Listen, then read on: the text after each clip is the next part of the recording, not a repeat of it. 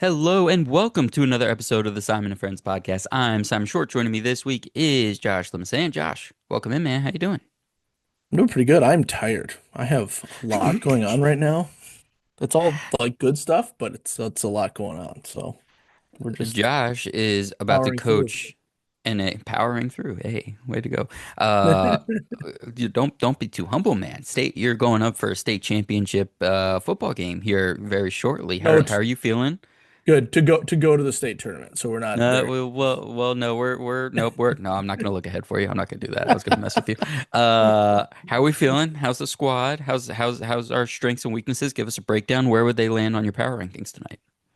Well, we're going up against one of the better teams in the state. So it's going to Mm, be and they did beat us earlier in the year. So mm, we have the bulletin board material because it's one of heck yeah. those like people assume we're not going to win, and so I think we're in a good spot because our guys are ready to compete. It's a local rivalry game, so it'll be a fun battle on the road, but it's like less than 10 minutes away, so yeah, Cla Classic. You gotta watch the travel fatigue though. You gotta think about how that factors that's in. right.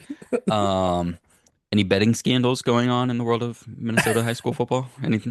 Any illegal poker deals that we need to be made aware of? No, no, Before you're thankfully, missing from next month's episode of the podcast. right? All right, enough of all that. Let's see. We're getting into power rankings. It's Power Rankings 3.0. We are a little technically, I guess, not quite halfway to the season anymore. Whatever, who cares? And it's 8 weeks into the season. Um, we have crystallized, I think, a lot of stuff. I think we know who the real teams are now and the teams that don't matter. And then somewhere in the middle, I have a bunch of tiers broken up into like good teams playing bad, bad teams playing well, and then good teams with bad vibes and vice versa. But at the end of the day, we were just saying this before we started. I feel like a lot of those teams don't even matter. And I hinted at Yeah, this last week with Payne during our awards. Feels like way fewer teams are important this year than I can remember for the last few seasons. Like normally there's like a sleeping giant that in our rankings would be sitting at like 17 where we're like, oh, they're like things are just about to start clicking right and they're gonna be back in this. Um or there'd be a team at 12 that were like, oh, it's the trade deadline, right? Like if right. they get one more pass rusher, this could be a team contending for a Super Bowl. Um and it just doesn't feel like that right now. Like we have this graphic up these first 8 teams. We have the same 8 teams here, and even with that, it feels like it's a much smaller group than this eight that we're like really paying attention for a Super Bowl. How are you feeling about the landscape of where all 32 of these teams are right now, and just where like the competitiveness, like what we know about the season so far?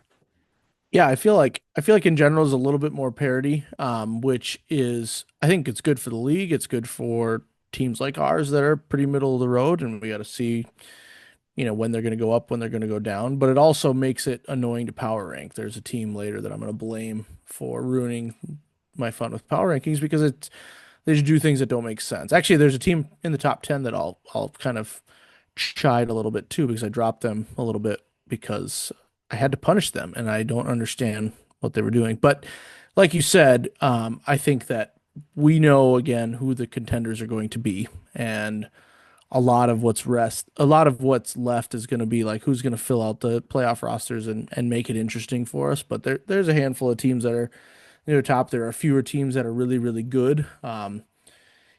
It's one of those years. I never want to say it feels like more injuries than previous years because Hmm. I feel like I'm sure you could count injuries every year and they're all probably pretty comparable, but feels like injuries have thrown some things off. And then um, just overall in general parity, for some reason, it feels like that to me. So that's what I kind of feel about the landscape, which is why I have a team that I'll talk about pretty quick here, where I have them. So. Well, let's dive right in then, since of course, I'm not even being a professional and on my first screen that I'm normally are. Here's our faces, Box Score Network, Simon and Friends podcast. Thank you all so much for watching. If you're here on YouTube watching and you're seeing all these graphics as I piddle paddle around with them, thank you for being here. Please like, subscribe, comment. If there's any team that you think we're egregiously off on, we would love to hear it and talk about it. I will be in the comments, so looking forward to that. And if you're here audio, if you're a day one, A1 listener on the audio version, as always, we appreciate you being Mhm. here. Box Score Network, quick shout out. New stuff is happening on the YouTube channel.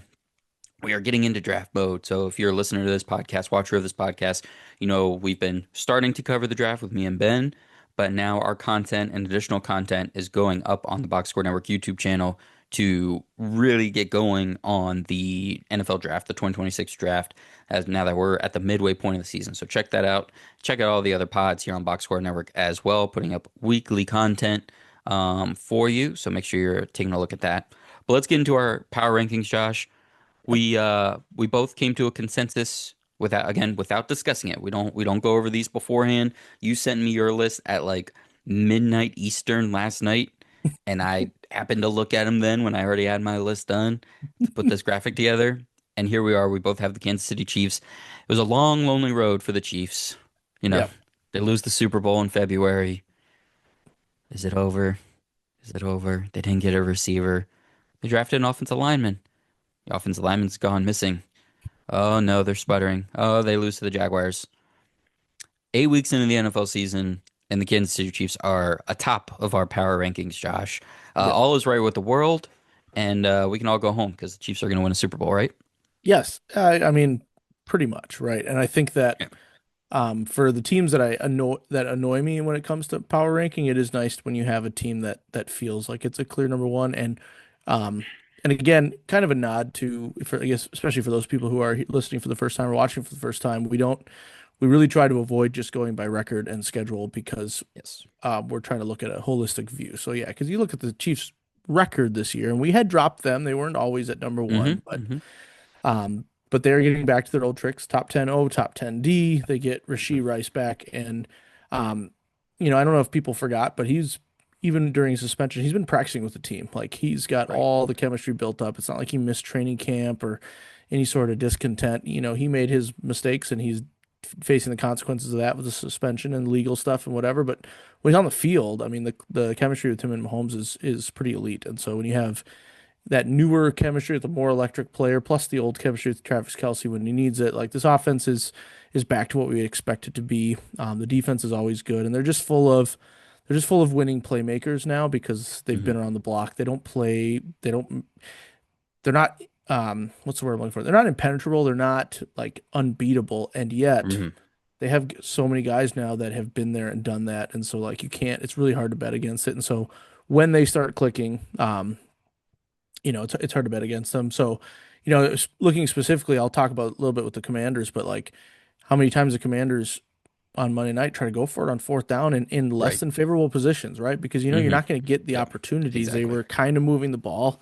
Against the Chiefs, you have to do that. And that's part of the name recognition, part of the allure of the Chiefs. And then they stop them, of course. And then it looks like a blowout win. The Commanders didn't play terribly that game, but knowing they weren't going to win because they had to make those epic plays, and they're not that team yet. So, um, Chiefs at the top. My first write up says, "Uh oh, top O, top D again. Here we go." Like, everything's back to what we would expect. So it's boring, but it's true. So it's it's boring, but it's also exciting because this isn't just they're scraping by with like right, defense were first. Mahomes is nickel and diming down the field. Like this is what we hoped for and envisioned and talked about before the season.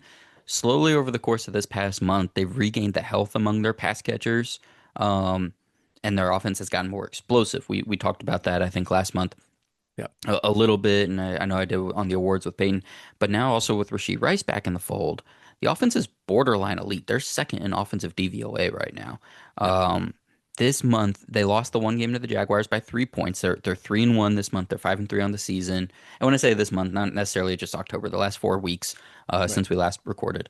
But they beat Washington handedly, Detroit by 13, but it was very convincing. It was way more convincing than that. Obviously 31 zip to the Raiders, and then that 3 point loss to the Jags. But since that loss to the Jags, they've won their last 3 games by a combined 65 points. They're just they're just rolling. This is an offense like even Kareem Hunt was running a little bit on Monday night.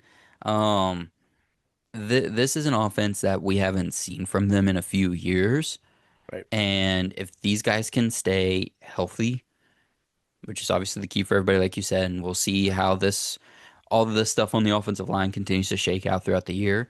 But it feels like the bones and even what they're trying, just they're trying to be explosive on offense again, which is huge and definitely very scary for everybody around the league. So we both had the Chiefs moving up to one. This moves up 2 spots from our number 3 spot they were in last time. Yep. And then I went chalk 2 through 6 because I didn't truly know what I was going to value. Yep. Um, for these 4 teams, but we have the same, I guess, 5 teams, 5 teams 2 through 6. We have the Eagles, the Bills, the Rams, the Lions, the Packers. Now, the way I have it on my column, again, I'm the far left column, Josh is the middle. Our consensus will be on the right hand side. Um, I kept it as is. Everybody just kind of, or Eagles and Bills just shifted down one for the Chiefs moving up Yep. because the Eagles and Bills they both had troubling starts to this month. The Eagles are 2-2 on the month. The Bills are 1-2. But both teams are 6-2, 5-2 respectively on the season, so they're still in good shape there. Statistically, these are both top 10 offenses, top 10 teams by DVOA. Top 20 defenses, you would like them to be better, but considering elite offenses, or at least on their way to that, good enough defensively. Um, and then in week 8, they both had victories against admittedly lesser opponents, but it showed that proof of concept for Yep. what we're expecting for them moving forward, right? Yep. Like the Bills, just like high powered offense doing everything they wanted. The Eagles were able to run the ball again. Defensively, both teams were able to get after it. But then you have the Rams, who statistically have the case for moving up. They don't exactly have convincing wins on their schedule this month.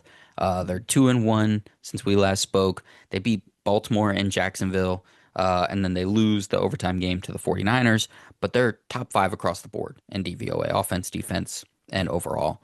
And then even without Puka, they've outscored their opponents 56-10 in the 2 games without Puka Nacua, which seems pretty significant.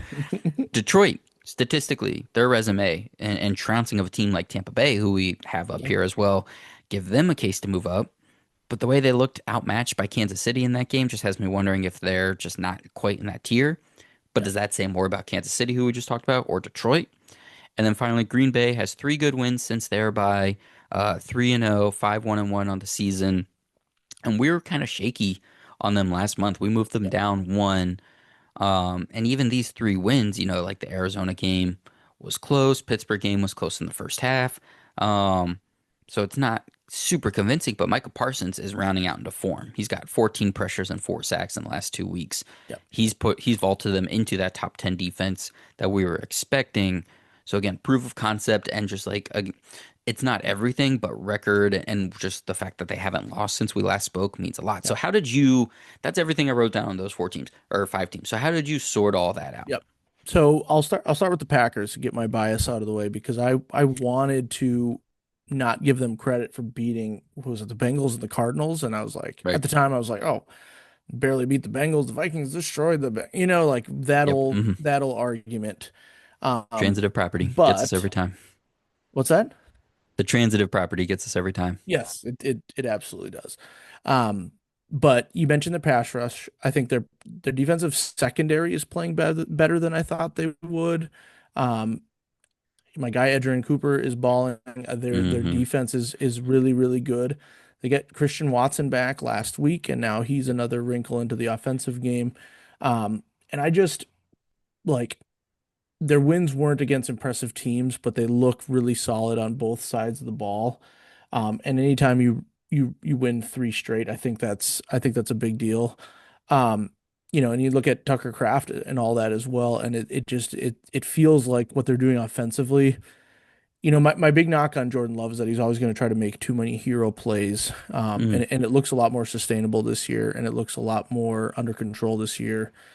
They beat your Steelers and they missed a few early field goals to keep that game close. Like they have the infrastructure there to go through some of the hiccups, and that's why they're 5-1-1. But I wanted to bury them after they tied the Cowboys, and then I wanted to not give them any credit for winning those 2 games.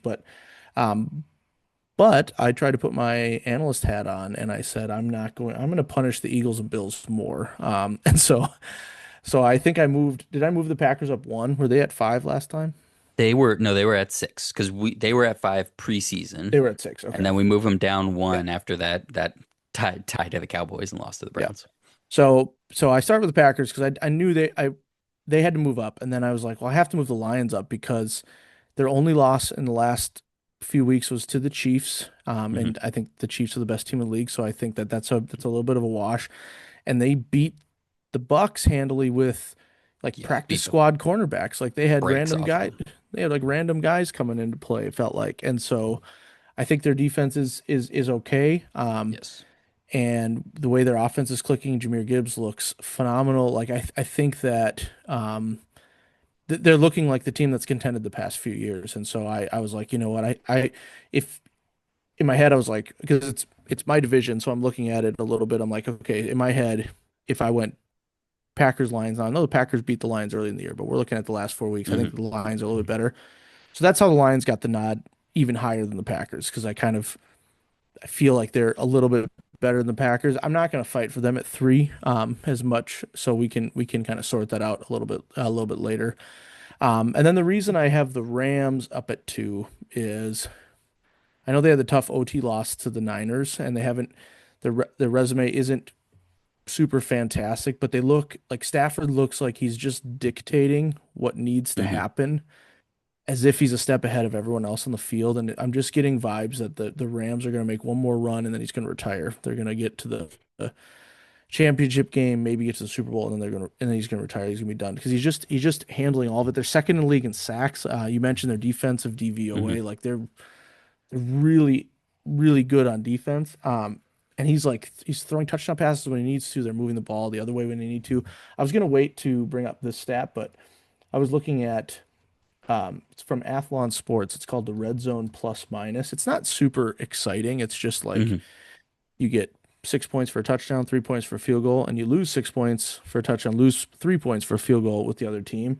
And Okay. here's the first few teams in this Red Zone Plus Minus. It's the Colts, the Chiefs, the Rams, the Lions, the Packers. Like, and then and because I was looking at, Hmm. I was actually watching parts of the Bears Ravens, which we'll get to later, obviously, but.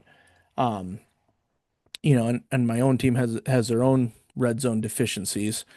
And so I was thinking about, I was like, that's such a big, like if you are a team that's going to score touchdowns, like uh the game where Stafford threw three touchdown passes to Devontae Adams, I don't even think he had 200 yards passing, right? Like he just had Hmm. the right time, the right call, and he just looks so much more intelligent than anyone else on the field right now and so it feels more consistent to me. And so finally getting to my point of why the Eagles and the Bills dropped for me is the Eagles had the loss to the Giants, which I was very caught off guard by. And then Right. they rebounded, like you said, the proof of concept. They got back to their old ways. But against the Vikings, I mean, we had six red zone trips. We had five field goals. Like we only lost that game by six. Hmm. Um, and Jalen Hurts looked really good against us. But our issue in that game was we sent a lot of guys for pressure, but we never got home, right? Right. And I Hmm. think there's still a blueprint out there to beat Jalen Hurts, and that is to get in his face, make him throw under pressure. But you have to get home, right? And or you have Right. to have better cover guys or something. And so my team, the Vikings weren't equipped to do that, and it kind of inflated how well his game was against us, I think. While at the same time, I feel like there's, there's a recipe out there to beat them, and I don't feel like their O line is quite as good. I mean, he fumbled that tush push, if you ask me, Yes. against the Giants too. Yeah. By the Yeah. way, Yeah. 100% did. 100% did. I mean 100% that did. was early, so they could have easily won. But so they look a little Yeah. bit more They won by shaky. 18. I think it was okay. Yeah, yeah, for sure. So they just they felt a little bit more shaky in these last four, and the Bills had two inexcusable losses. The Hmm. Patriots not so much anymore because the Patriots Right. are a very good team. I moved them up a lot, as we'll see soon. Um, but you can't lose to the Falcons, and you can't lose Yeah. back-to-back games. And then so when you blow out the Panthers, that doesn't exactly reinstill the confidence. But I do think I didn't want to punish them too far because I was like, I think they're Right. coasting a little bit. I mean, they're in that realm of we care about one game, and that's the AFC Championship game, and then the Super Bowl. Like Hmm. that's what they're playing for. So, Yeah. so I didn't want to sink them too far, but I just don't like the hiccups for the Eagles and the Bills. I don't like the potential and consistency. And when I keep thinking about the Rams, this is my team this year because I talked about this last time too. But apparently, I just think the Rams are the greatest team ever. But my eye test would tell everybody. So if you need something official, my eye test would say that the Rams are a little bit more consistent, even if record wise, losing to the 49ers was not great, obviously. But so that's how I sorted out those teams. The Lions are my least confident at 3, and that's basically because I still think they're slightly better than the Packers. If the Packers had beaten somebody more exciting in this last Yep. stretch, Hmm. um, I think I would have had a hard time keeping them behind even the Rams at that point because they have looked pretty consistent. And I can't punish them for the tie with Dallas in this section of the power rankings because that was Exactly. Yeah. Yeah. more than four No. weeks ago. So I have to let that No. go. No double counting. Hmm. Exactly. I I agree with everything you're saying. I think considering these are the six teams Mhm. that we kind of went into the year saying, okay, these are the six teams on the inner circle. Um, for the most part, obviously, like the Ravens Right. aren't here right now. And let me pull this back up because I just copy pasted Josh's list over. So if we remove the Patriots for now, or the Ravens for now, we'll get back to them, and I'm sure they'll be back up here at some point soon. Yeah. We had the Chiefs, the Bills, the Eagles, and the Packers firmly in. And then it was like Lions, like just show me 2 weeks where the offense like doesn't look like it doesn't have its offensive coordinator. Right. And for the Rams, just show me Matthew Stafford's healthy. Right. And like Right. not only did those two things happen to those offenses being the top five groups that we thought, the defenses are also top five groups. I Seriously. mean, the Rams, like I said, are fourth in overall DVA, third on offense, second on defense, and the Lions are third overall, fifth on offense, first on defense. We're talking about the top two defenses by Gee. DVOA right now, and however you want to sort them, and if you want to go into EPA, like it, it's all very good. Yeah. These defenses are legit. Um, so considering these are essentially like the six inner circle teams, and then when the Ravens get in, they'll be in. Right. I'm okay with maybe being slightly more reactionary with the Eagles and Bills and pushing them down. Sure. Um, because when you're in the tier, right? When you're in this tier, and this is the case for, 7 through 12 and then 15 to 18, we should be grading and assessing and ranking based solely on, okay, how were these Right. 4 weeks? And the Eagles and the Bills were bad for the most part these 4 weeks. We're not Yep. dropping them out of the tier. But like the Packers and the Lions and the Rams were all very good, so Right. they should be rewarded for that. So I'm And I'm happy with that. the Bills and Eagles at 5 and 6 are still clearly top contenders in their conference to go to Super Bowl for sure. And that's I wouldn't bat an eye to for anyone that wants to advocate for the Bills higher as well. But I think that makes sense what you said, like kind of sectioning off this tier. Yeah. So that means the Rams, the Lions, and the Packers are all moving up 2 spots from our last ranking, and then the Eagles and the Bills will be moving down, I guess, 4 spots. Yep. 3, 4, 5, 6. Yep, moving down 4 spots. And then we have the Bucks and the Seahawks at 7 and 8. Both are high risers for us. Mhm. These are the teams, including one other that we'll get to shortly, that we cautiously moved up. Both those teams, the Bucks and the Seahawks last month, and it's been going well. The Seahawks have sustained the offense while maintaining their elite defense despite injuries, and they're mostly settled now. And then the Bucks just keep finding ways to win. The advanced numbers aren't super kind to them, and even like just points, offensive points and defensive points allowed, they're just kind of average. But they're finding ways to continue to win games. They've beaten the Yep. Seahawks, they've beaten the 49ers, they beat the Saints. They lose that tough game to the Lions. But I think that's that difference between what we have as the third team and what we have as the seventh team. That's what it can look Yep. like when you go up against those teams here. And Um, yeah. I mentioned in my notes about Baker, like he made some of those throws against in the Lions game that I was like, "Ugh, see, that's why I wasn't always high on Baker." Hmm. But I wasn't sure, is that just my bias? Like, am I looking for him to throw bad Yeah. passes because I've said in the past that he throws you know what I mean? Like, is it an Yep. unfair analysis? And so I blocked that out and I actually wrote, dare I say I like this team? Is it okay for me to like this team after hating on them for 2 straight years, 3 years? I don't know how many years I hated on them. But they have some quality wins. They're 5 and 2. And uh, they don't have their top running back right now. Bucky Irving's injured, and Ibuka looks like the most brilliant draft pick of all time because Hmm. Evans' injury and Godwin's not fully back. Like, they're just a really decent team. For the Seahawks, all I'll say is I worry that they're not running the ball as well. That was my one other theme Hmm. tonight. I mentioned my red zone plus minus Yep. stat. My other thing that you're going to hear me say too much tonight is running game. And I'm a little uneasy about the Seahawks offense not running it well enough. I know they're Yep. trying to, but they're under averaging like 3.7 yards per carry. It's nothing Yep. exciting. And so when teams crack down a little bit, get some pressure on Darnold, is their offense going to sputter too much? I think that's a possibility. But for now, like you said, their defense is elite. And that NFC West is just it's looking pretty good. Yeah, Seattle rush offense DVOA is 22nd to their second place overall pass offense DVOA. So that's certainly a struggle, but the fact that they've sustained um a really high level offense all the way around, even with that running game struggling.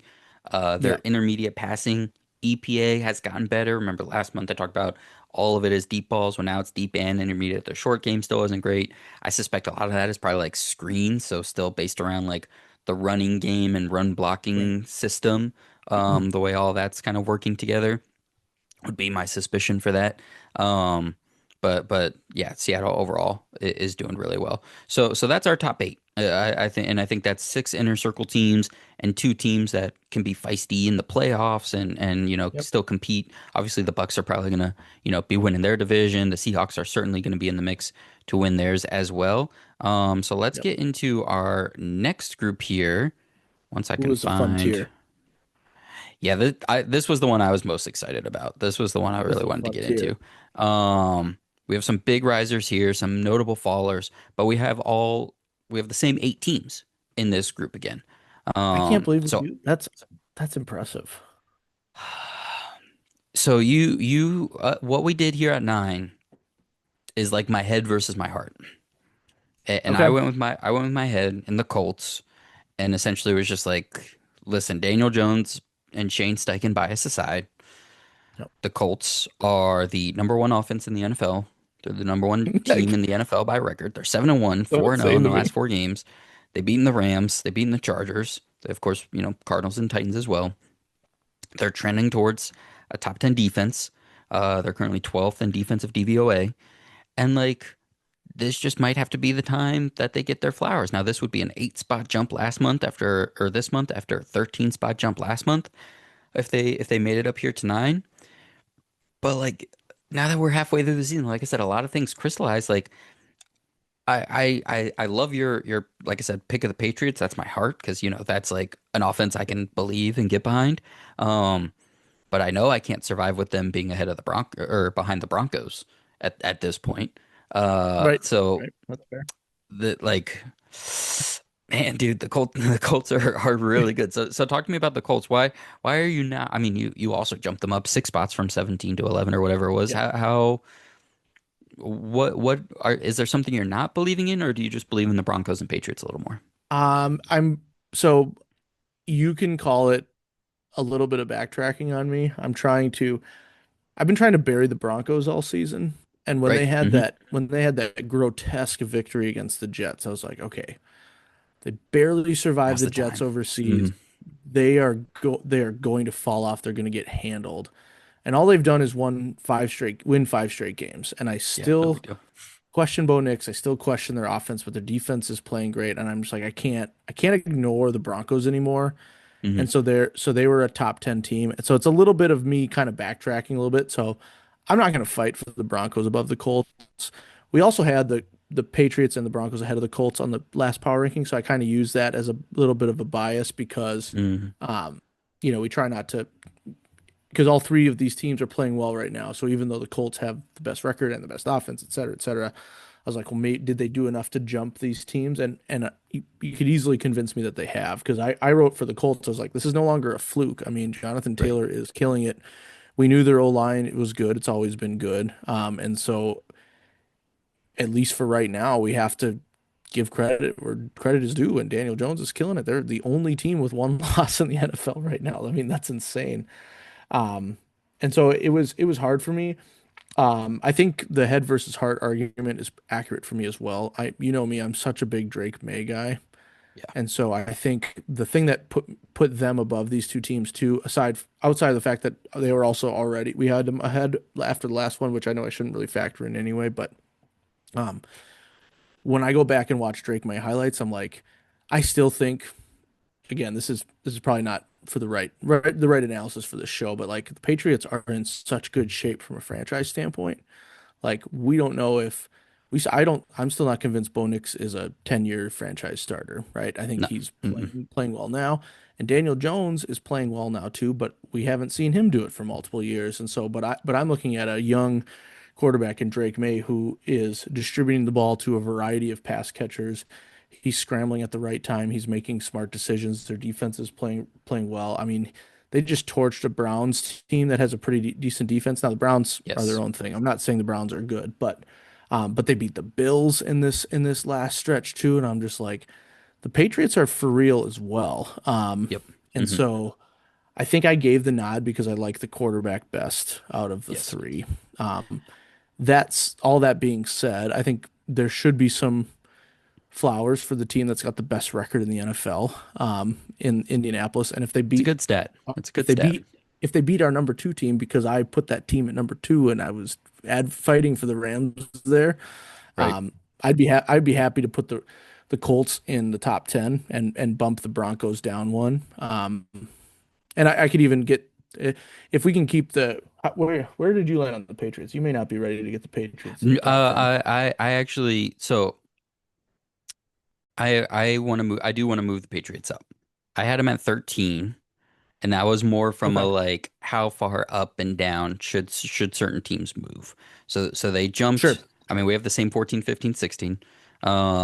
They jumped those good but sad sack teams, but I just didn't want to quite give them the jump over these other good teams. Yeah, But that's here's the fair. thing.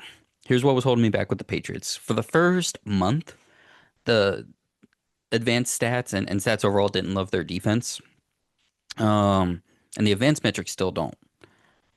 Okay. But I was looking a little further today. Can I tell you some stuff about their defense?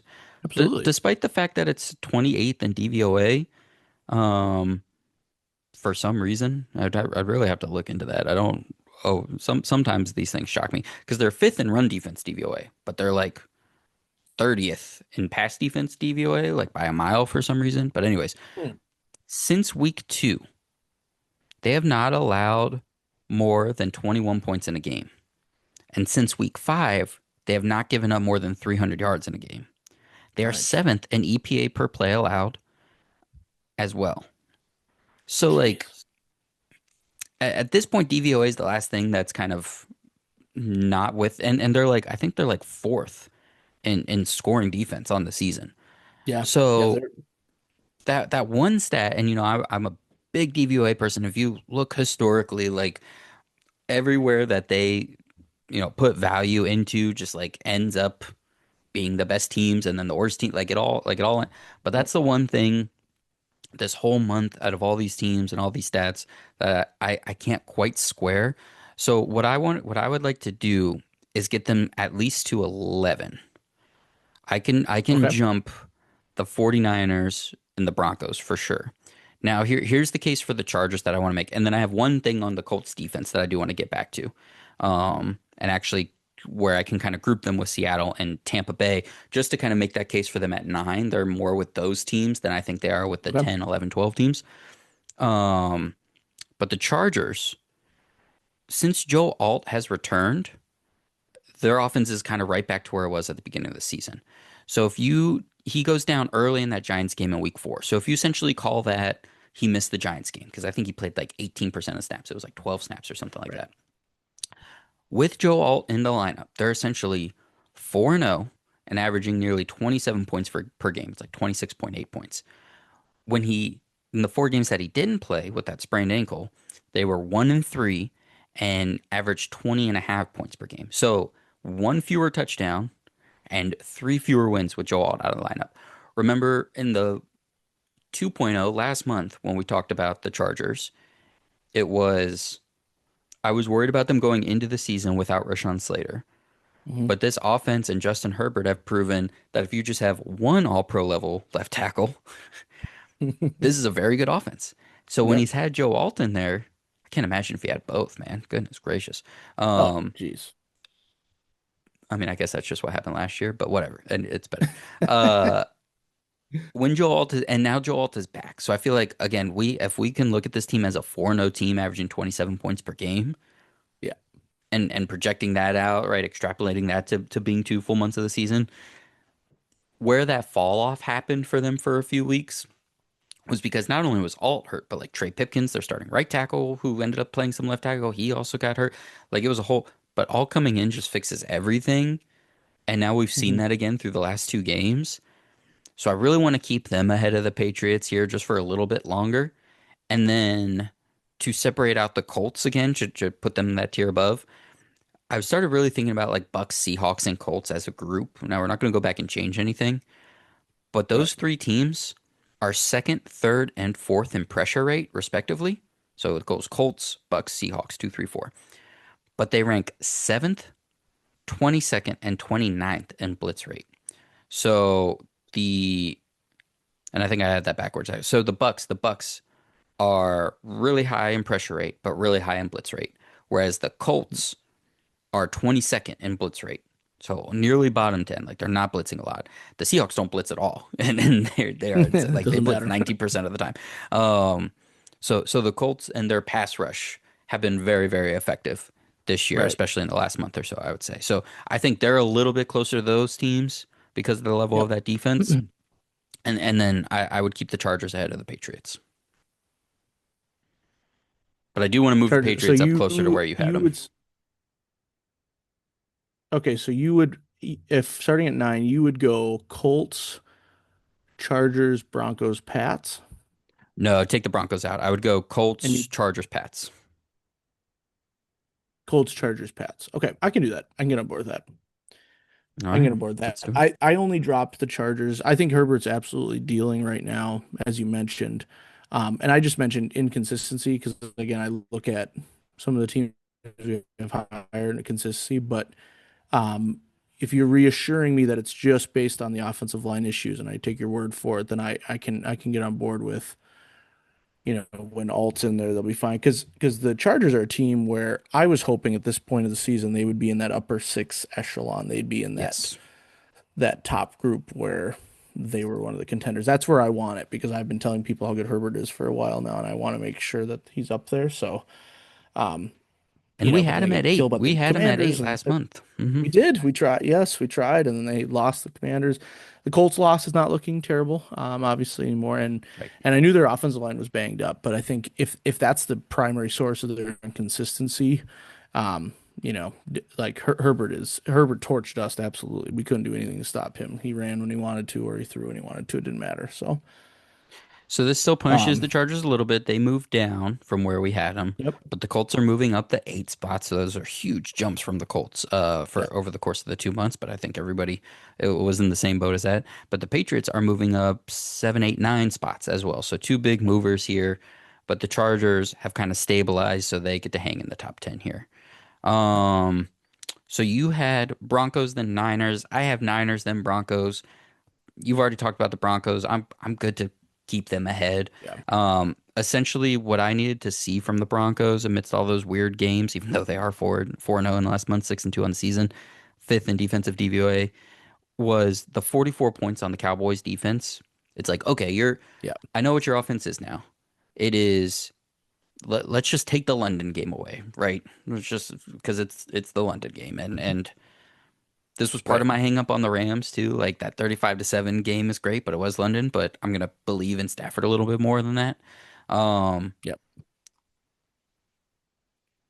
they're and they did this to the Bengals that one Jake Browning game, right? The last Jake. Their offense is good enough to be good against bad teams, but it's not good enough to be good against good teams. right, And with a recipe like that, you're kind of what we thought.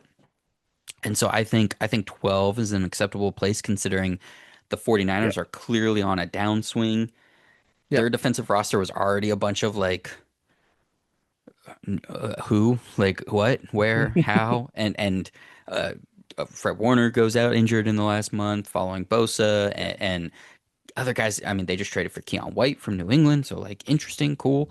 But Yep. yeah, I think their slipping is Yep. fine. I'm good with the Broncos being ahead of them.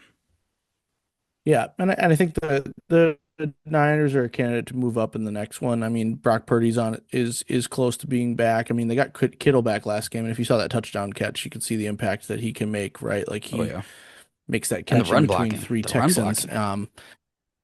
Yeah, it's huge, huge. And they were in that game against the Texans. They just had a late interception by Mac Jones, and I think they're kind of hitting their Mac Jones wall. Like he's at kind of his Yep. cap of what he can do. Um, so the Niners will be back.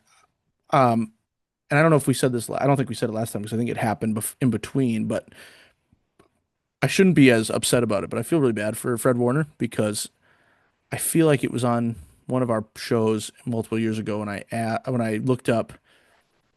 I think he had missed one game. Otherwise, he Yeah, had like one of the longest active and it's streaks like whole career. of games played. What's that? In like his whole Oh career, yeah, yeah, he's yeah, missed one game his whole career. yeah. And so it sucks when an Iron Man type guy like that goes down for the whole season. And they'll find a way to have a respectable defense. But yeah, there's a learning curve there, so I think it makes sense for them to drop now. But I don't anticipate them falling much further than this, if at all. So, All right, so let's pull this up and here. then we went 3 for 3, 14, 15, 16. That's Then we went impressive. 3 for 3. So the Broncos are at 12. That's moving up 2 spots. So that's rewarding them for 4-0 in last month. The Yep. 49ers are going down to 13. So that's moving down 4 spots. They're 2-2 in the last month, 5-3 on the year. They lose to Tampa Bay and Houston, as you mentioned. Um, and then Jaguars, Ravens, and Texans. This is my sad sack group, and there are two teams on the next page that are included in this. But the Jags just kind of have lost steam. They've had a disappointing month because of a tough schedule. You know, they lose to the Seahawks and the Rams. They have that close one against the Chiefs, which was nice. They definitely played up to the Chiefs in that game. Yep. But the main thing for their fall here is the defense is starting to regress, which was expected because of their turnover fueled hot start. Through 4 weeks, Yeah. the first 4 weeks of the season, they were third in defensive DVOA with 13 turnovers forced in 4 weeks. They are down to 11th on the season with just one forced turnover since week 5. So that chink in the armor starting to show. It's still a little weird from with Brian Thomas Jr., so the offense is still a little bit strange. They moved down a few spots. The Ravens finally did their punishment this time. We both moved them down 8 spots. We kept them. We had the running joke last time about who would keep a 1-3 team in their top 8. And it's really just us, but that's how much we believe in Baltimore. And listen, like this episode comes out Thursday night. Lamar is supposed to be back. They just had the big win over the Bears. Yep. Um, they're playing the Dolphins. So you could be watching this and the Ravens could have beaten the Dolphins like 42-0 for all we know. And like it would be very easy that they're back in the top 10. But we do have to punish them. We have Yes. to. They were 1-2 in the last Yes. 4 weeks. They have that great win against Chicago, but those losses to Houston and the Rams were like abysmally bad. So they had to get Yeah. punished.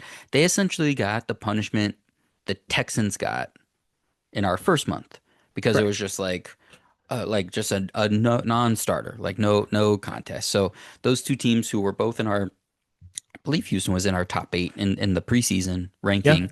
Um, for sure. this is where they both fall, but both teams have kind of settled. This feels like as low as they'll be because Houston's offense is turning around as well. Let me see. I have here. Uh, we didn't give them credit after week 4 for their 26 points and 353 yards against the Titans. But since then, they've had 44 on Baltimore and 400 yards against the Ravens and the let's see, who else did they play? Oh, San Francisco. Yeah, the Niners. Yep. Um, and then let's see if things that like the offense is just trending back towards normalcy, and meanwhile the defense has gotten a chance to get back to that elite level that they were supposed to be. Yeah. Um, So it feels like they've stabilized. If things get better, continue to actually get better on offense, they can move up. But this feels like as low as they'll end up being this season for Houston. Yeah, for sure. I wrote for the Texans that felt like out of all the games this week that could have had any impact, because none of them actually have an impact on an entire season, but their win over the Niners felt like a season saving kind of victory because Stroud looked pretty good. They protected for him pretty well, and they held off a surge by the Niners and won by more than one possession. Like it was a good all around victory even against the Mac Jones led Niners. So. Um, I think the Texans that's a huge win for them. And like you said, if it continues, I think I would expect them to battle in the top 12 coming up. Depending on how their record falls in the next set of games. Um, Everything you said about the Ravens is true. Now Lamar comes back, and none of you guys in the AFC North took advantage of him being gone Nope. because why would you? So now the Ravens are still going to somehow go 12-5 and win your division. Gross. I'm sure you're upset about that. And then Stupid. I'm not even going to read all of these notes, but you should have seen me trying to rationalize the Jaguars 35-7 loss to the Rams. Like I'm You like making honestly, I do think you could just say London and like be done with it. sure, sure. I just wrote down like they had a turnover on downs, a missed field goal, a punt return called back due to penalty all early in the game that kind of allowed the Rams to build a little lead. But I can't say that stuff because I'm still a Trevor Lawrence truther, so no one's gonna afford me any credibility there.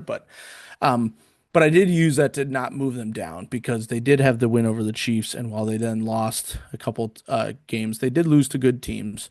And I still think this team is in a spot to do well. They're still pretty good against the run. You could argue it's because teams can throw on them pretty well, so I'm not gonna like laud their defense necessarily, but I think they are good enough to stay in this tier. And I was like, when you look at the teams coming up, I was like, I can't drop the Jags below any of these teams. Like they're not a bad team. They just they might be if they continue to falter, but if they rebound, they should be fine. So because they have This is go ahead. who do they have coming up? I think they have the Raiders this week. So this could be a get Oh right yeah. game for them. So 100%. Yeah, like I said, this was my sad sack group, including the next two teams. No bad teams, but it's good teams playing badly yes, and just that's being a good way to overtaken by teams that are playing well. right. I think Um, that's a good way to put it. so I think all of this is fine for Jacksonville. And like at the end of the day, like 14th is probably where they should be for the season. I didn't dig into how their offensive running game has been this month since we really spoke highly of it last month. Um, but it just doesn't feel like everything's clicking the way it did the first few weeks. But like you said, Mhm. they've been playing good teams. Seattle, the Rams, and Kansas City are all top 10, top five, maybe top 10, top five, whatever defenses, depending on what you look at. So I'm not too worried about Jacksonville yet, but the defense regressing with the turnover change what was a big deal. Yes. Let's get into the next group here. Nice. We have seven of the same eight teams, Hmm. um, and we're officially getting into the group of teams that probably just don't matter this season Yeah. anymore. So you finally see what I'm seeing with Pittsburgh. Yes, I I've do. kept them down here at I think I literally had them at 16 all the way through, and you've had them in the top 10 and at 10 and higher. But Pittsburgh. 4-3 on the year, 1-2 in the last 4 weeks. They've only beaten the Browns. They lose to the Bengals and the Packers. Just get torched by those teams. And then the Commanders have a big slide here as well. We finally gave them the okay, just lay down. Your quarterback's hurt slide. They go down 5 spots. They're three and Yep. five, 1-3 in the last month. They have that nice win over the Chargers when Jaden Daniels was playing, but they lose to the Bears in a close one, and then Dallas and Kansas City. Dallas game, Jaden Daniels played a lot of that game, and then obviously Kansas City was with Marcus Mariota at the helm. But we didn't know what to do with them last month, right? They were at like 13th, I think, for us after being at like 12th or 11th preseason. Yep. Um, we were like, okay, Daniels has been in and out, and he's still just been banged up. So it's just like, hey, the defense isn't great. Terry McLaurin's been banged up all year. Yep. Jaden Daniels has been banged up all. Like we're just gonna put you down here and leave you at 18. Yep. Um, so yeah, that's the Steelers and Commanders. Yeah, that's accurate. I mean, the Steelers stopped producing turnovers. They're losing the takeaway battle recently. Their offense just isn't good enough to overcome the defense. It isn't as good as we thought they would. I mean, you guys are tied for. really like last, I think, in plays per game, like at 51. I think it's 51.1 is the number I thought. Like you're Mm. every time I watch Steelers games, Rodgers is making some plays. Like some of your offense doesn't look terrible, but it's just not on the field enough. And so I don't know if it's a defensive issue or what, but they're not the Steelers that I've come to know and appreciate from afar. So I don't know what you guys are gonna do over there, but Commanders, Do yeah, you want me it's to do I'm it? with you. I think when Do I Jimmy do the Anderson's back, it's a Steelers different spiel team. tonight? Do I do the You can Steelers spiel tonight? you can always do a Steelers spiel. I try not to do. I don't want to be the person that talks about his favorite team on the podcast too much, especially because I'm never gonna try to overhype them or anything. But man, it's just it's tough. It's tough on Steelers Twitter right now. It's not even the angry Steelers Twitter that it normally is. It's just like everyone's just lifeless at this point, man. Um, Oh no. the offenses were the Steelers are up 19 to 14 or 19 to 16, 19 to 13 in that range at halftime. And they come out and they just have like three straight drives of three and outs, passing the ball like three-fourths of the time. And Rodgers is just getting sacked. Like you said, Rodgers, he has three or four like elite Rodgers plays in him every single game. And then the rest of the Mhm. times, he's a 41-year-old guy back there. Can't move. Uh, and like that's not good when you're playing against Micah Parsons. Newsflash, everybody, newsflash, Dallas Cowboys. But yeah, just they got away from the running game offensively, which hurts the defense. That I've been throwing bail to the Steelers defense this year and for the last several years because they're not running the ball efficiently or enough, so they're not running enough plays, so the defense is on the field a lot. Yep. But the Bengals and Packers game specifically, you just see how old the defensive backs are, and that's where it starts Yeah. because the run defense has gotten better. Yep. That was the big issue last year, but they fix one thing and a new problem comes up. So you've got Darius Slay and Jalen Ramsey and Juan Thornhill and Chuck Clark all in their 30s running around trying to make plays back there, and they're just old, man. You just can't really do that. And then Joey Porter's not a splash player, but if Ramsey is going to be touted as your number one cover guy, you just have Porter kind of out there doing stuff. And they, I wasn't a huge fan of the Ramsey trade when it happened because like they're just kind of moving him all over. And the whole thing about secondaries is like the cohesion and communication. Yeah. And there's mishaps every single week, and it's because sometimes Ramsey's in the slot and sometimes he's on the outside because Slay can't play. And then Deshaun Elliott comes back for a couple weeks and then he gets hurt He gets again. hurt. He's Yeah. your crazy person back there that you need. And so now they just traded for Kyle Duggar and they're gonna try that. It's just the way this thing is constructed, and Steelers Twitter right now is all about Terrell Austin, the defensive coordinator, and who's at fault for the defense. Here's what's happening with the defense. Here's the issue with Mike Tomlin. I'll tell everybody the issue since I'm such a Tomlin defender. Tomlin constructs the identity and the base of the defense, and then the defensive coordinator comes in with those parameters and puts together the play design, does the play calls, does the scripting, all of that stuff. But Tomlin's base and everything has been what it has always been. And you just can't it's just not designed for what we're doing nowadays. So when Brian Flores was there 2 years ago, defense was pretty good. Defense was pretty good because they were doing different stuff and flying around.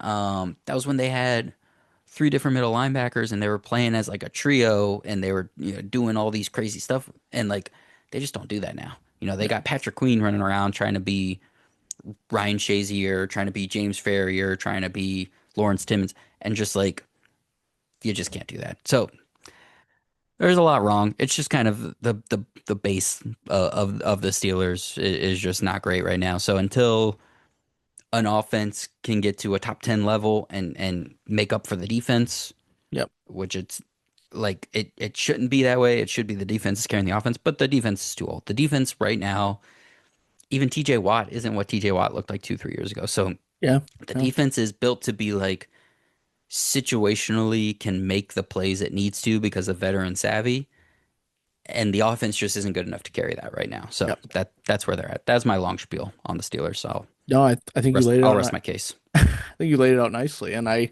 now know one of the main reasons why our dumb teams are always right next to each other because the Vikings are 30th in rush attempts per game, and You should see the text between me and a couple of my buddies every week is why don't we ever try to run on third and one, on third and third and short? If you can't get 1 yard, like I'm not saying run every time. I'm not saying run every time, but you have to make it a possibility. You can't just throw all the time out of whatever. So I'm not going to get on my Vikings soapbox because there's a lot of similar things there. We're sending a lot of pressure, but we're not getting home, so we're not able to cover anybody Hmm. because we have no one out in the secondary.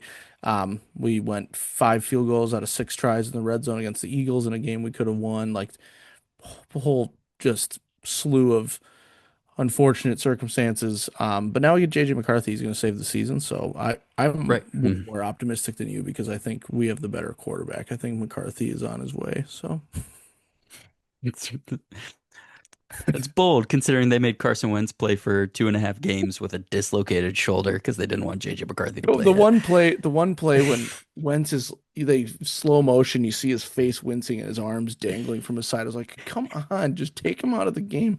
Put in the kid from Minnesota. Let's see what he can do. It doesn't matter at this point. We were getting Oh my gosh.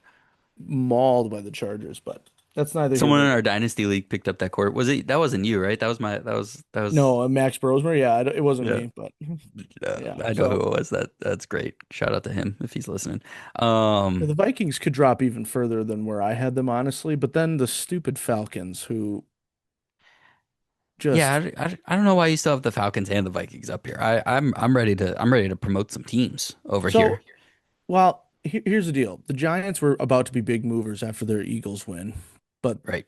then that fell off, and I feel really bad for them about the With Scadaboo injury Scatterbo's foot. because he was Yeah. they already lost neighbors, and there's just fun stuff for New York, and Jackson Dart is fun, and and they lose all that positivity. So they couldn't move up after that stuff. I'd love to move the Cowboys up, but you have I love that I love your definition of can't move up or down because you really just mean like drastically because you still move them up farther than I moved them up. the You can't Giants. move them up. Yeah, but you Oh, moved them I up did. 3 spots. And I was gonna move the But you mean Bears. ahead of the Falcons and the Vikings specifically. Yeah. I was gonna move the Bears up, but then they were the ones that got me on that red zone plus that down the rabbit hole online of finding the red zone plus minus stat because I was watching the Ravens. I was like, they could have been up in that game. They could have been winning. And my issue with the Bears is, the word earlier in the top six was consistency, which is why I had the Rams so far up. And the Bears are the complete opposite. They are Caleb Williams will make a play, and their offense will do something and be like, all right, Hmm. here they are, here they come.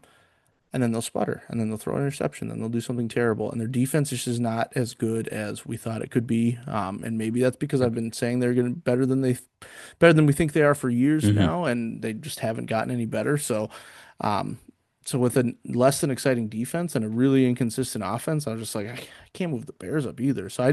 I, you said it at the beginning of this tier, like a lot of teams that don't matter. Like I have the Panthers somehow in at 24 because they have a I do couple love that. wins, just because they have a Hmm. couple wins, but they have no passing game. Even though they're running it decently, they have half of an offensive line right now.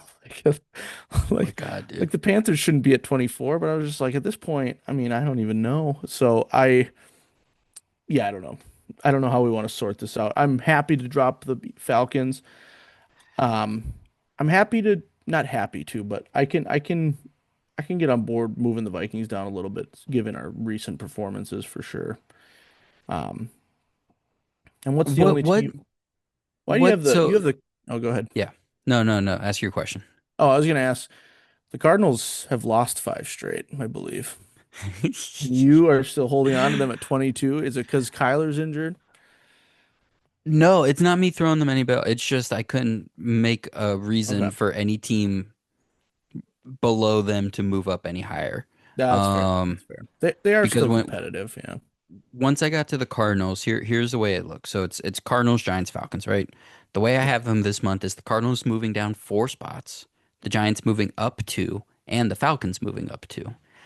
I just kind of leaned on like how far up and down teams should move at this point, and I Gotcha. couldn't defend moving the Cardinals down 5 spots so the Giants could move up 3, or moving the Cardinals down 6 so the Falcons could move up 3. Wait, Like I just didn't want to how many spots did I move up the Falcons? a lot. The Falcons were at 26 last time. You moved them up 6 spots.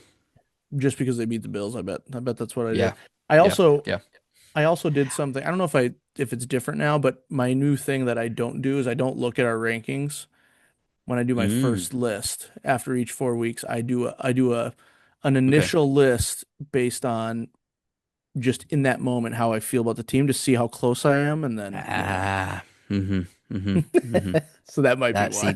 see that, and I was feeling like you were doing that. I was feeling like you were doing something sneaky here, because like the Bears, think about how good the vibes were for the Bears before that Ravens game, It's true. and It's then true. for some reason everybody in the world was confused about Lamar Jackson when they literally signed Snoop Huntley, Pro Bowler Snoop Huntley, Ravens legend Snoop Huntley on Wednesday. It was like, why would they sign Snoop Huntley if he wasn't going to play? But then that Yeah. totally throws them off, so they give Yeah. up 31 points to Snoop Huntley. Yeah. And also the Bears, another team that was just settling for field goals that whole game. You know, you look at it, Yes. we don't So have the Jets frustrating. on here. They get their first win, but Aaron Glenn is taking something from Dan Campbell. And it's, hey, and you said this at the top. If you're playing a team that's better than you can't settle for field goals. No. You have to push the envelope. And like Tomlin, of course, even said this after the fact in the game against Green Bay. Oh, we probably shouldn't have taken so many field goals. Yeah, no stuff. Um, the Bears, I had this up. I was looking at the game book. They had four they had four long sustained drives in the game against the Ravens and three field goals. Three Yep. of those four were field goals. Two of those field goals were inside the 30-yard line. It was like a 20, it was like from the 27 and from the 30. They kick field goals. You can't do that. No. Even in this beat up version of Baltimore, you can't do all that work on those long drives and get 6 points on two different drives. Yeah. Um, so like they like because they were moving the ball. They had like three over 300 yards of They did. offense. Like Yep. they were moving the ball. And it's Okay. one Caleb interception and one miss. They actually missed a field goal somewhere along the way as well. Yeah. Santos missed like a 58 yarder at one point. Yeah. Yeah. So, and again, like you're going for a 58-yard field goal when you're down a bunch of points. Like Yeah. you just got to go at that point, man. So, Yep. I'm riding the high of the Bears beating Washington, looking really good in a win, even against a team like New Orleans. And then just like they ran into the Baltimore the week that Baltimore's like kind of figuring stuff out. Yeah. So I wanted to reward them for those two games. The Cowboys, I want to reward. I know they just, yeah, see, here's your other one. They just got the brakes beat off of them by Denver. Yeah. But like they were rolling. They beat the Jets. They were. They stomped the Commanders, man. And Yes. like at this point, when we're on these sad sack teams that don't matter, they have the one unit that matters Yeah. out of the 32 units being offense and defense for each of these last 16 teams. They have Yep. the one unit that matters, and that's their top 10 offense. Yep. So I wanted to move them up a couple spots, and then yeah, punish the Vikings, who like unfortunately are just bad right now. The Cardinals are bad right now, and then don't reward teams like Giants, Falcons, Bengals, Panthers too much, um, because at the end of the day, we know they're bad teams. But give them a little bit of love. But that's why it kind of broke out this way for me. That's fair. So I'm gonna do you a solid because you gave me my 2 through 6 Oh, at the top of the power rankings. I So I gave you the important ones, so you'll give me these yeah, I'll give completely you these meaningless these rankings these whatever later on. teams. Yeah. I feel like I usually Let's do that to you, so it's all fair. go. Let's move the bear. Let's put the Bears up where you had them at 19.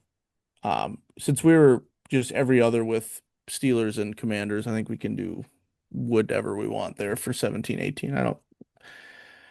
So let's do who had the worst for Steelers and Commanders. 'Cause we're actually doing really well on time here before we get into the crappy teams. This is usually where we get really lost in the sauce. Yeah. Um, Honestly, for this me, I thought the Commanders kind of played the Chiefs respectably for a kind of decent amount of time. I don't know. when they That's not lost a good 28-7, that that's one, not a good argument. that But game. they did what you said. They went for it on like 4th and 6, They fourth were and eight, going for right? it. It was They admirable. hit a few of those, and it's interesting. I don't know. So, but they're just not Let's playing see. well in any facet I right mean they now. had the win against the Chargers. Yeah. I just and the one thing that's hard about that, like I think we've pretty consistently when the team's quarterback is just like hurt and just out of it, Yeah. we kind of just call the team at that point until TBD. Now, hey, Daniels is supposed to. He looks like he's trending to play this week, but like he was trending to play like 2 weeks ago before he ended up not playing or whatever it was. So Right. like this might just be one of those years. Whereas the Steelers, like we at least have, I mean, their offense is 12th in DVOA. Like the offense is actually playing well. Again, I don't know why they stopped running the ball against the Packers. Um, but this Commanders team is just like it's losing bodies because other Yeah. guys are getting banged up too, which is why I ended up keeping but it's mostly the Jane Daniels. Jane Daniels just being out. I'm kind of just like you're just gonna sit at the Yeah. bottom of this like good teams playing badly tier for me until Daniels is back playing. Okay. So is that you saying let's do Steelers 17, Commanders 18? Yeah, yeah. Okay. I waxed poetic about how stupid my team is, but let me throw them a little bone here and put them at 17, I guess. And then I will go with your Cowboys Vikes order as well. Because the Falcons need to drop out of there real fast. And The Falcons like make no sense, man. you They make zero yeah, sense. that's probably my rough one of this. I usually have one team that's like, wait a second. And the Cowboys offense is so good that it's hard to put them much further than that. 100%. And then I 100%. think Got to we can reward stick. Dak somewhere. I'm not ready to get the Cardinals up there though. They've lost too Uh, many games. yeah, the Cardinals suck. I don't get the Cardinals either.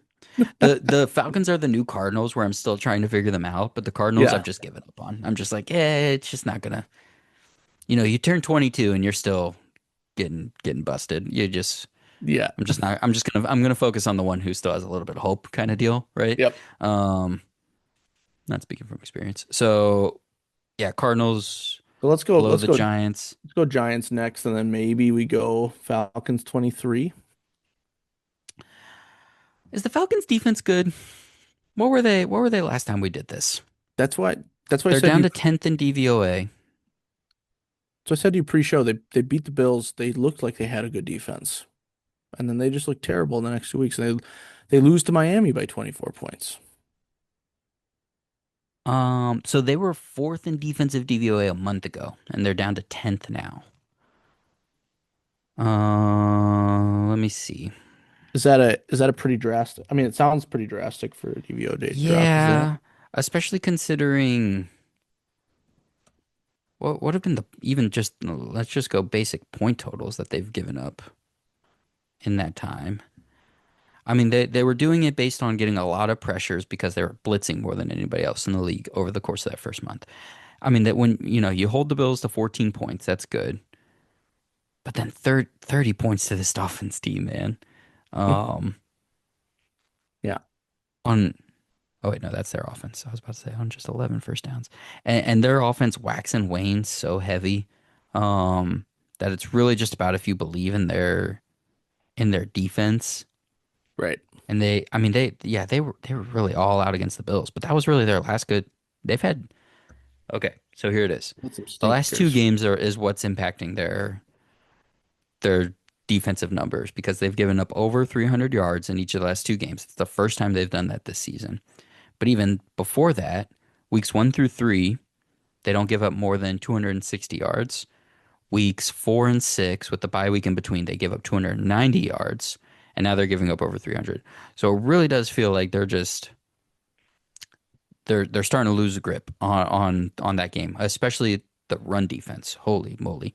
Um, Here are the rushing totals that they've allowed the Falcons through their first 7 games: 101, 78, 110, 147, Oh, 134, 174, 141.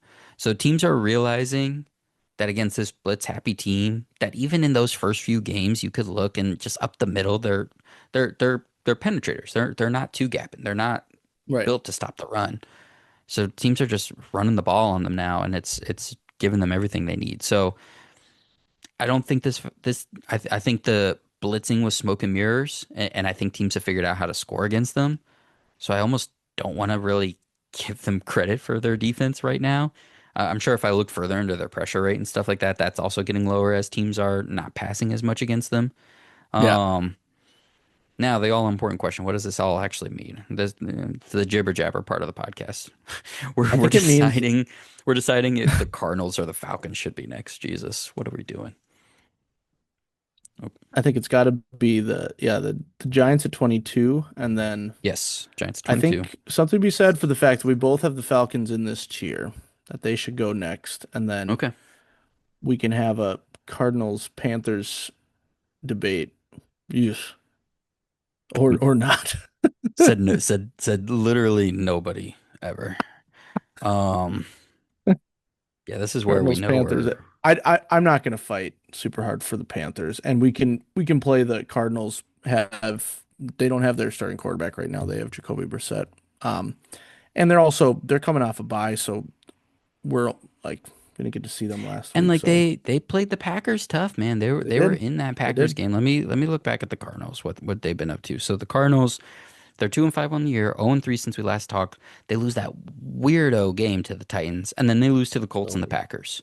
So like it's been tough competition for them. Meanwhile, the Falcons, they have that win over the Bills, but they lose to the Niners and then the Dolphins. Um, and again, it feels like that slide is far enough yeah, to where that's for the fair. Panthers, I don't I don't feel like I need to reward the Panthers by moving them up 5 spots. I think 4 spots is plenty, putting them Yeah, yeah. kind of right in that next group at 26, or potentially even 25. Let's see what we end up doing here. Okay, so let me pull this up for people because we finished this tier. This is how you know these teams don't matter because even Josh and I are at this. We made it through this part of the podcast and we're at the hour and 11 mark. This is usually where we look up and it's been 90 minutes and we're like, oh crap, we have to finish the podcast. So they're 17 to 24. This is just a group of like maybe good teams that are playing bad and maybe bad teams that are kind of playing good. We're not 100% sure. Um, let's get into this final tier. So the team that I need to make sure gets brought down here was there's just the Panthers, and I have them on here, Just the so we Panthers. should Yeah. we shouldn't forget anybody this time around. There's the Titans. I'll show everybody how the sausage is made here, since I forgot to hide the screen the first time. Anyways, um, Titans are last. Titans are bad. They're on an interim head coach. There have to be reports that the Titans aren't interested in trading Cam Ward, who they just drafted first overall. Um, There that's are how bad the reports of vibes that. are. Yeah, I think Pellisario or Oh Fowler, one of man. those two, had to actually like someone had to actually put that to the media and say the Titans are open for business, but they're not trading Cam Ward. Um, so that's where My we're at. So if you my have my to do only that, you're my last. only write up for them was don't give up on Cam Ward, Titans fans. So, Yeah, you can't. You absolutely cannot. You absolutely cannot. but yeah, right now I they're the also worst love that the team. only coach that left with Brian Callahan was Bill Callahan. He was just like, yeah, obviously, like I gotta. It would have been really funny. I really wanted him to be the interim. That would have been the That would have greatest been thing. that would have been so wild.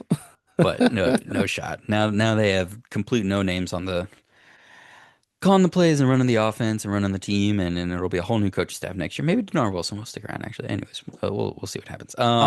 I will say that I had the Jets putting at 32 before last week. I was like, if you're not even gonna get a win, I'm gonna throw you below the Titans. But hang on, say that again. they made an epic comeback. So, because I stupidly said last time, like, are they the best 0-4 team we've seen? Oh What? my Like gosh, they yeah. were like, I say a lot of dumb things, but that one might take the cake because then they proceeded to lose three more games, and the only team they can win is a shootout, barely eking out a victory against the Bengals, who have no defense. So, in fact, why don't we put the Jets at 31? What are we doing here?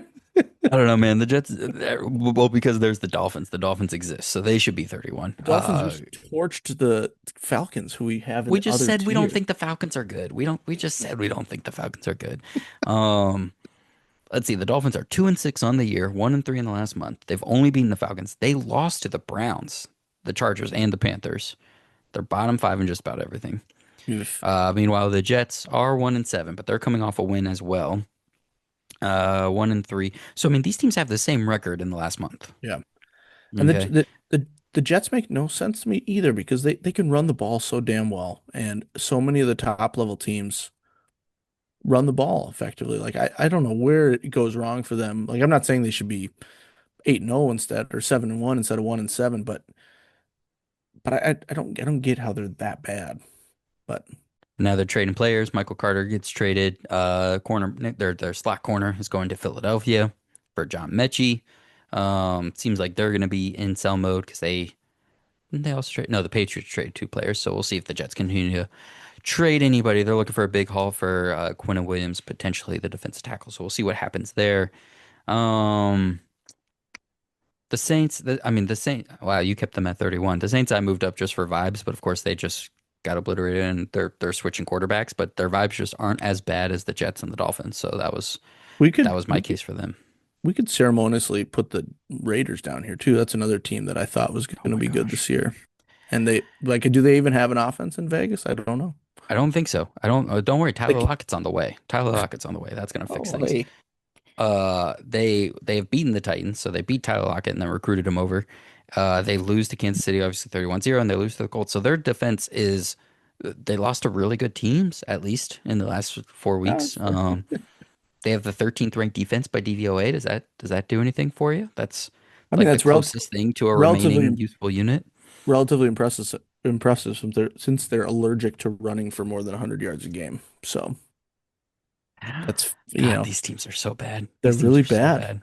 My Vikings Dolphins Super Bowl dream is fading fast.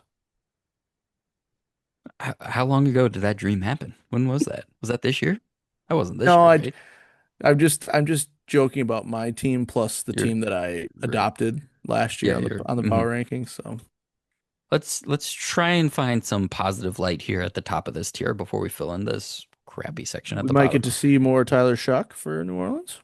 Listen, Positivity. listen.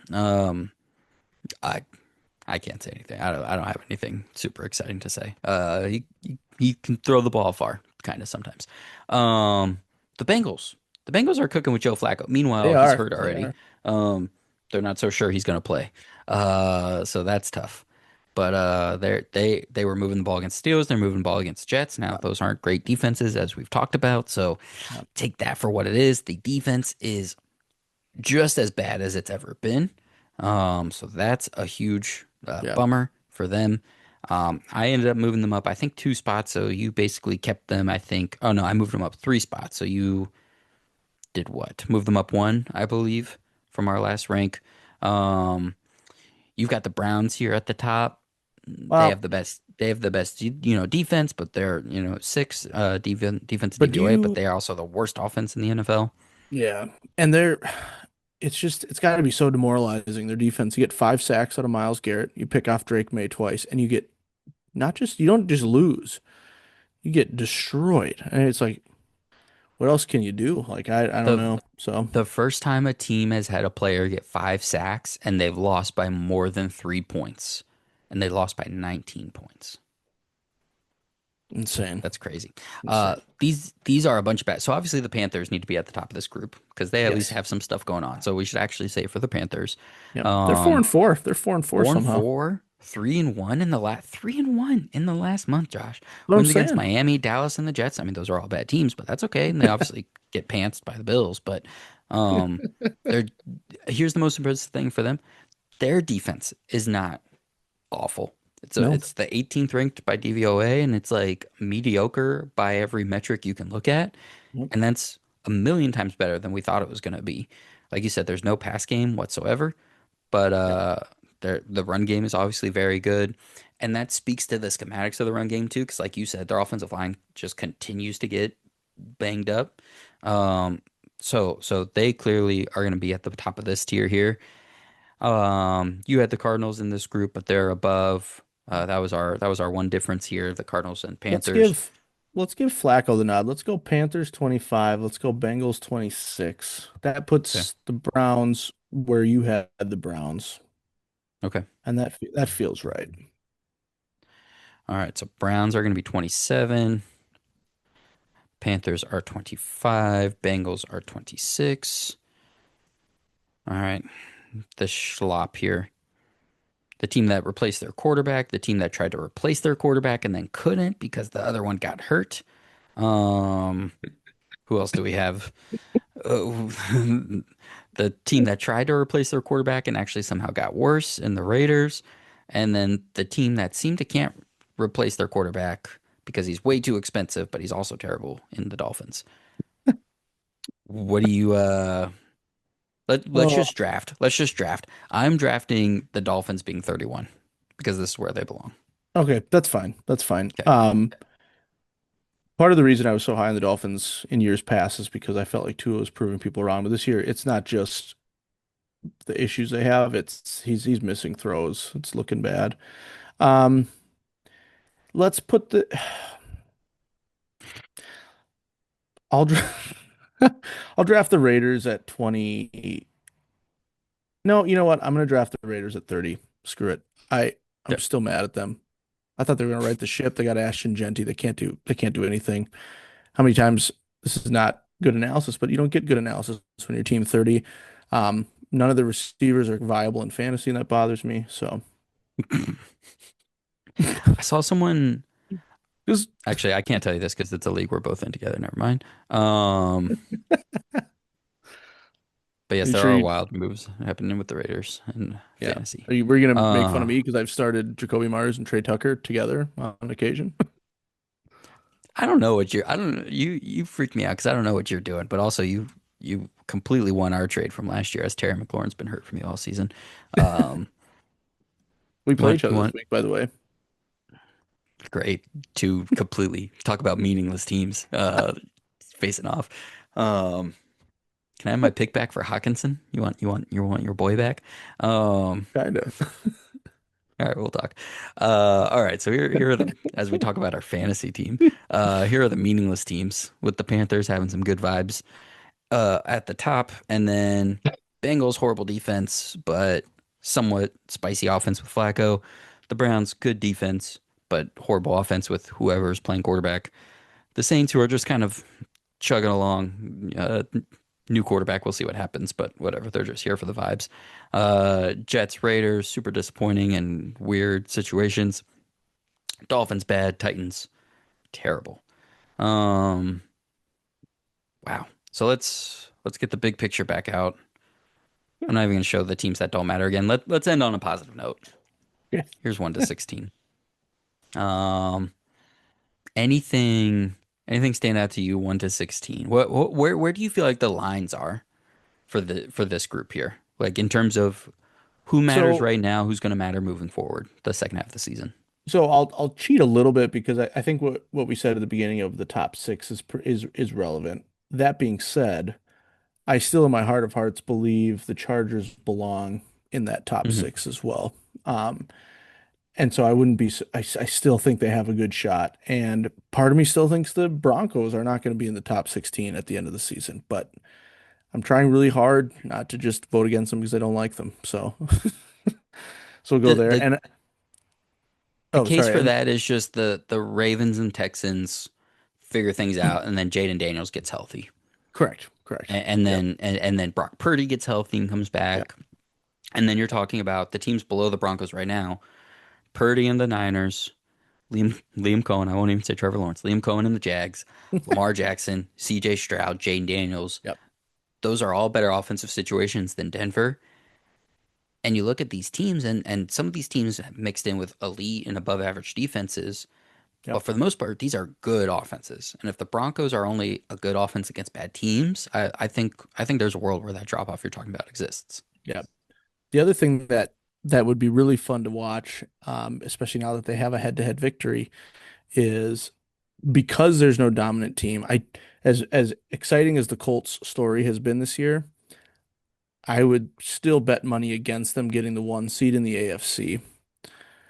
But what I think is potentially possible is the Patriots getting it because they could still Hmm. have the leg up on the Bills, and I mean, it's the Patriots. I don't want to say I'm on board with the Patriots, but I do like Drake May a lot, and so I think it would be very interesting if they kind of snuck in because the Chiefs have 3 losses already, right? And um, I don't think Denver's going to stay up there at the top, and your division doesn't have anyone that's going to have a shot at the one seed most likely. So I think that would be if we were doing a bold prediction segment, I would say the New England Patriots get the one seed in the AFC for the first time without Tom Brady. But I'm not going to actually say that because I don't think it's going to happen. But when I see them at 6-2 already with a win over the Bills, and the rest of their division's junk. Like, I think that'd be kind of interesting. The fact that the defense was a lot better than I kind of expected by the numbers, and I saw they benched Christian Barmore in the first quarter of that game this week. Like they're Vrabel's still figuring out what he's gonna do with that defense. They're trading off pieces right now from the old regime. If they can settle in and be a like truly above average defense, the offense is still like first in success rate. It's like top 12 in EPA and DVOA. Like if Drake May's doing like he's doing the rollout stuff, he's checking down, he's throwing it deep, he's working the middle of it, he's doing everything you want. They need to get the running game going still, Yeah. Yeah. um, and find some consistency there to really break in. But the fact that they're here now, just halfway through the season, Yeah. bodes really, really well. So, Agreed. again, there's a lot of offenses there, kind of milling around that top 16 that should be able to propel the groups to being meaningful for the second half of the season. And then the teams that like in all likelihood don't matter. Obviously here you got the Commanders at 18. We're just waiting on Jane Daniels to come back. That's just kind of a placeholder for them. I have nothing else to say about the Steelers. Um, it like if JJ gets hot or Penix gets hot, Yeah. Stark gets hot. I don't know. They're the Dallas trades for some defensive player. I don't even know who That would that be would be at this interesting. point, but maybe trade for a pass rusher. That might be cool if they Yeah. you know if they scrape together a first round pick and got a guy that could get double digit sacks or something. Um, what if they just doubled down on defense style and they took those two first round picks and got Quentin Williams from the Jets or something stupid like that? Could you imagine Jerry Jones? I Oh can my see that. I gosh. can see that. Let's look at these bad teams and or like can we Yeah. get Max Crosby off the Raiders to the Cowboys? Or Yeah.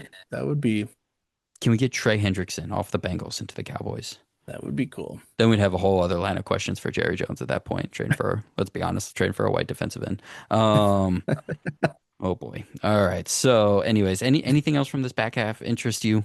Anything that you really think other than hey, the Commanders just Jane Daniels gets healthy, Terry McLaurin gets healthy, and they can kind of get back into the top half. Anybody else of interest to you? No, it's just so disappointing. It's full of teams that I had high hopes for, but I have high hopes for too many teams at the beginning of the season, I think. So You do. partially a me problem. The one As thing your I was gonna nine say out about of 10 on the over under, 9 out oh of 10 God, overs, except oh for the God. Broncos I, under. I watched I watched your check-in video. I was like, oh my God, I'm not gonna get any of my picks right. Like literally I picked almost all overs and they're all bad. I mean, math would tell you if you picked all overs, you'd get close to half of them Yeah, right, yeah. right? Like when the 4 to 6 range, I think I'll I be think that's lucky what to math get would tell two. us. I'll be lucky to get two right. The one thing I will say about this tier, and it's not really related to rankings, but can the Cardinals just move on from Kyler Murray? Can they just reset that situation? I mean, I haven't looked enough at the quarterback crop coming out this next year, but that 5 game losing streak is going to help them get into the top 10, maybe even top five for picks. Like, I think it's time for them to explore other options. Not that I dislike Kyler, I just don't. I've never liked the vibes there. It doesn't seem to be working out. I mean, I don't know. I don't know what else you can do there, but Where should he go? Where should he go? that's a great question. I mean, I think that the Jets would be a fun spot to see because Oh, good I'm losing Lord, man. What is wrong with you? I'm You losing faith s- in the I'm losing you faith in Justin sicko. Fields. I'm just saying he's sicko. You sicko. Send Kyler Murray to the Jets. That's just like Um, I mean, I'd say the Panthers, but then I'm going to say something mean about how they would go from one short you're quarterback to picking another the short quarterback. funniest outcomes. You're just picking the pure most joyful outcomes. You're not being serious. This is hilarious. What about the Broncos? You think Sean Payne would like Kyler Murray? I don't know.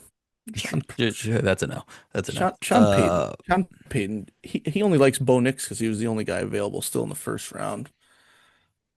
Rams Ooh, after the season. that's a good actual serious answer. Yeah.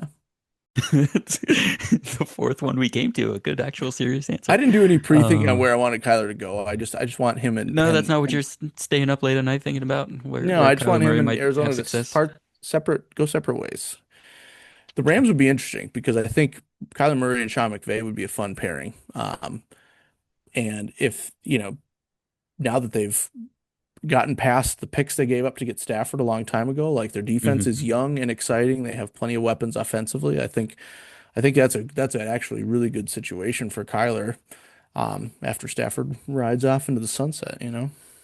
But It's the three-headed dragon meme of just like where could Kyler Murray end up? It's Jets, Panthers, and then Rams, except it's inverted.